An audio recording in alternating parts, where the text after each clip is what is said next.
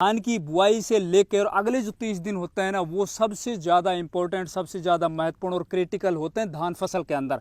इन दिनों के अंदर जो किसान अपनी फसल में अच्छे से फर्टिलाइजर मैनेजमेंट कर लेता है, उन खेतों के अंदर तूफानी उत्पादन निकलता है। और जिन खेतों के अंदर किसान थोड़ी सी भी लापरवाही कर जाता है, उन खेतों का उत्पादन है 100% डाउन हो जाता है, डिक्रीज हो जाता है। तो आज इस वीडियो के अंदर अपन बात करेंगे धान की बुआई से लेकर अगले 30 दिन तक हमें कौन कौन से खाद किस अवस्था के अंदर देने हैं, और धान के एक पौधे से ज्यादा कल्ले निकालने के लिए हमें क्या कुछ करना है। तो भैया वीडियो बहुत ही इंफॉर्मेटिव है, प्लीज वीडियो को स्किप मत करना। तो साथियों, सबसे पहले अपन बात करते हैं धान की फसल के अंदर किन किन पोषक तत्वों की आवश्यकता पड़ती है। तो भैया देखिए, सबसे पहले जो 3 मुख्य पोषक तत्व होते हैं, डीएपी, यूरिया, पोटास, जिनसे फास्फोरस, पोटेशियम और नाइट्रोजन मिलती है, इनकी आवश्यकता तो किसी भी फसल को सबसे ज्यादा पड़ती है। अब डीएपी जिससे फास्फोरस मिला है, मैंने आप लोगों से पहले वीडियो के अंदर बताया था कि भैया डीएपी और पोटास है, उसकी पूरी मात्रा आपको कद्दू करते वक्त दे देनी है। और उम्मीद करता हूं आप लोगों ने जैसे अपने खेत की तैयारी की थी कद्दू करते वक्त, उनकी पूरी मात्रा अपने खेत के अंदर दे दिया। इसके साथ बहुत से किसानों की क्वेरीज थी, उनके दिमाग में एक बात थी कि भैया बहुत से लोग बताते हैं कि यार यूरिया को भी अपन को शुरुआती चरण में दे देना चाहिए, ताकि धान की जैसे अपन ट्रांसप्लांटिंग करें तो पौधे के अंदर जैसे जड़ें चले उस टाइम के ऊपर उसको भी नाइट्रोजन मिल जाए। तो भैया जो डीएपी अपन ने दिया है ना, देखिए डीएपी के अंदर 18% नाइट्रोजन होता है, 46% होता है फास्फोरस।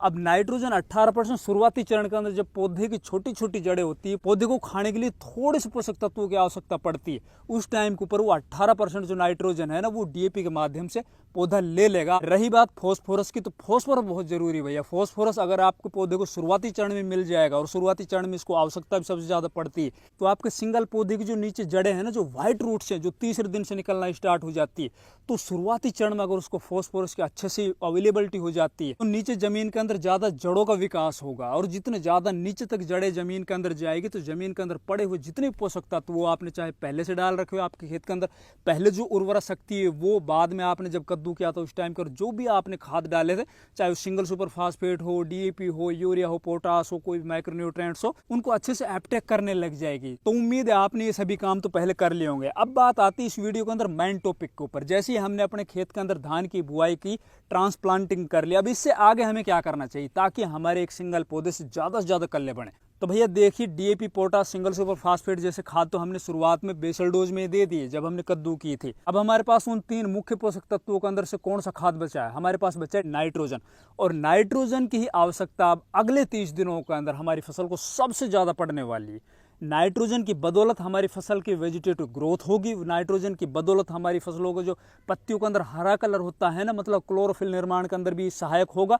साथ ही दिन के अंदर जो पौधा फोटोसिंथेसिस करेगा सूर्य के प्रकाश की मदद से, उस टाइम के ऊपर नाइट्रोजन की बहुत बड़ी अहमियत होगी, बहुत ज्यादा उसको आवश्यकता पड़ेगी। तो अब सबसे ज्यादा इंपॉर्टेंट खाद है वो है नाइट्रोजन। अब नाइट्रोजन को किस तरह से दें, ये समझने वाली बात है। बहुत से किसान तो बुआई करते वक्त दे देते हैं, बहुत से किसान बुआई करने के दूसरे दिन ही डाल देते हैं, कुछ 3 दिन बाद डाल रहे हैं, कुछ है वो 7 दिन बाद डाल रहे हैं, कुछ है 10-15 दिन बाद डाल रहे हैं। आखिर नाइट्रोजन को शुरुआत में हमें कब देना चाहिए?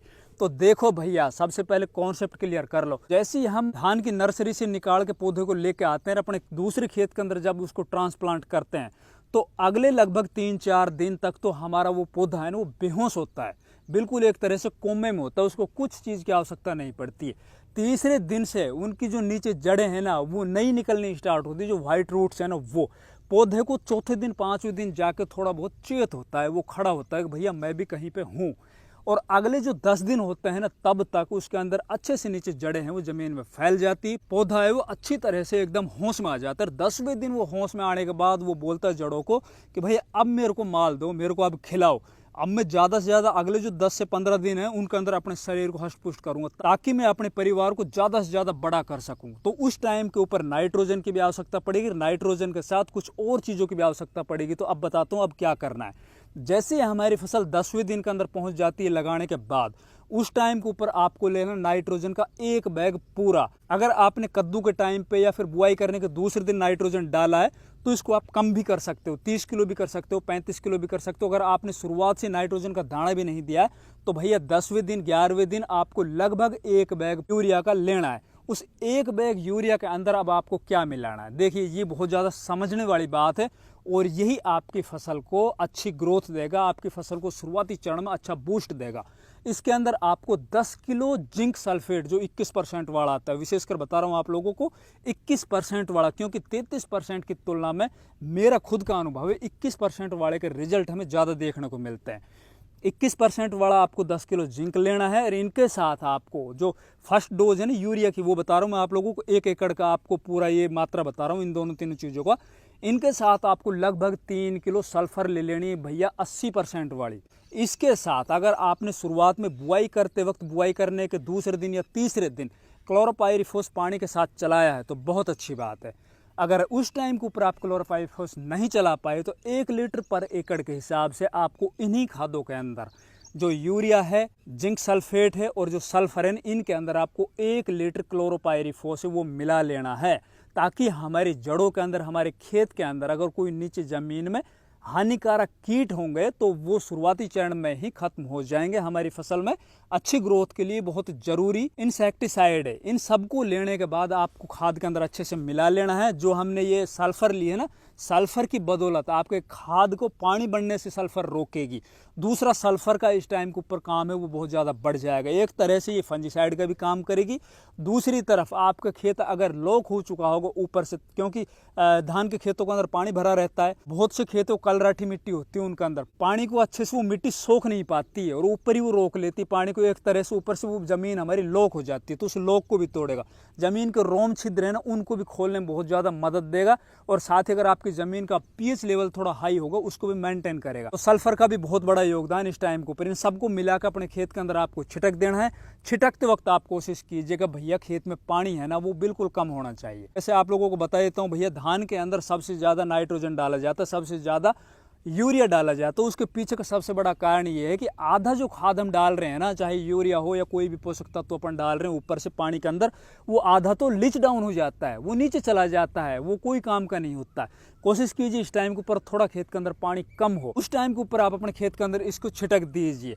अब ये काम करने के लगभग 10 दिन के बाद, जैसे आपकी फसल लगभग 20 दिन की, 22 दिन की हो जाती है, तब तक आपकी फसल है ना वो देख लेना एकदम तंदुरुस्त, एकदम हेल्दी और हरी भरी हो जाएगी उस टाइम के ऊपर। फिर अपन को यूरिया की दूसरी डोज लेनी है। अब दूसरी यूरिया की डोज के अंदर हमें क्या लेना है, अब लगभग 35 किलो से और 45 किलो के बीच में, मतलब 1 बैग तक आप ले सकते हो यूरिया का। इसके साथ आपको लेना 10 किलो मैग्नीशियम सल्फेट।